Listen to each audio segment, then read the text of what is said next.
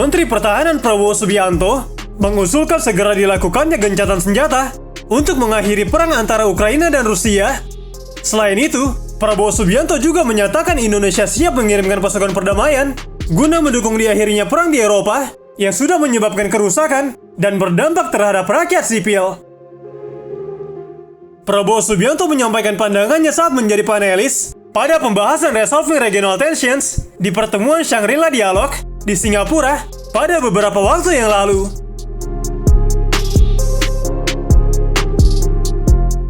Untuk mencegah semakin memburuknya keadaan, termasuk kerusakan yang lebih masif di Ukraina dan Rusia, serta makin banyaknya korban jiwa, Prabowo Subianto mengusulkan adanya deklarasi yang dihasilkan dari pertemuan Shangri-La Dialog. Prabowo Subianto mengatakan, yang pertama harus kita lakukan adalah meminta pihak Ukraina dan Rusia untuk menerapkan gencatan senjata. Upaya kedua, meminta kedua belah pihak mundur 15 km dari titik gencatan senjata. Dan yang ketiga, meminta Persatuan Bangsa-Bangsa untuk membentuk pasukan penjaga perdamaian dan menempatkan di wilayah demilitarisasi saat ini.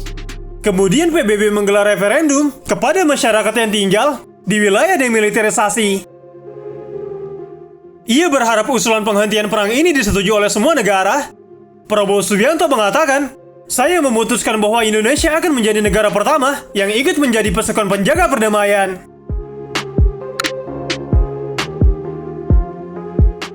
Sementara itu, perwakilan tinggi dan wakil presiden Komisi Eropa, Josep Borrell Fontelles, yang menjadi panelis bersama Prabowo Subianto, mengakui biaya yang harus ditanggung Uni Eropa untuk perang di Ukraina sangat tinggi. Borrell mengatakan, bantuan militer yang diberikan Uni Eropa kepada Ukraina senilai 40 miliar US dollar atau sekitar 600 triliun rupiah, dan ditambah dengan latihan untuk pasukan Ukraina dengan nilai bantuan yang diberikan mencapai 60 miliar US dollar atau sekitar 900 triliun rupiah, dan ditambah dengan biaya hidup karena inflasi yang tinggi, nilai bantuan yang dikeluarkan Uni Eropa bisa mencapai 700 miliar US dollar. Ia sependapat bahwa perdamaian di Ukraina sangatlah penting dan mendesak. Hanya saja pertanyaannya, bagaimana mencapai perdamaian itu? Borrell mengatakan, Ukraina bukanlah anggota Uni Eropa, hanya sekedar mitra. Tetapi Uni Eropa merasa harus membantu karena tidak ingin agresi yang dilakukan Rusia terus terjadi.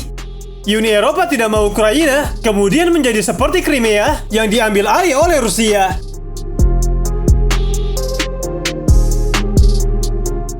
Usulan Prabowo Subianto yang di luar perkiraan para peserta sempat menimbulkan pertanyaan. Mereka mengkhawatirkan usulan ini menjadi pembenaran terhadap agresi yang dilakukan Rusia. Prabowo Subianto mengatakan, "Saya tidak mengatakan benar atau salah. Posisi Indonesia dalam agresi terhadap Ukraina jelas menentang. Yang saya sampaikan adalah jalan keluar. PBB harus mengambil sikap untuk menyelesaikan perang ini agar tidak berlarut-larut dan menyulitkan kehidupan di seluruh dunia." Di balik itu, Ukraina menegaskan usulan perdamaian dari Menteri Pertahanan Republik Indonesia, Prabowo Subianto, tidak akan berhasil. Konflik perang yang terjadi di Ukraina berbeda dengan yang pernah terjadi di Indonesia. Presiden Ukraina, Volodymyr Zelensky, melalui Menteri Pertahanan Ukraina, Oleksiy Reznikov, menolak rencana perdamaian dari Indonesia yang diajukan oleh Menteri Pertahanan Prabowo Subianto. Menteri Pertahanan Ukraina, Reznikov, yang juga menghadiri KTT itu, berpendapat bahwa pernyataan dari Indonesia aneh. Rencana perdamaian yang diajukan Prabowo, termasuk penghentian permusuhan segera, gencatan senjata pada posisi sekarang, dan zona demilitarisasi yang akan dijamin oleh pengamat serta pasukan penjaga perdamaian PBB. Reznikov mengatakan, kedengarannya seperti rencana Rusia, bukan rencana Indonesia.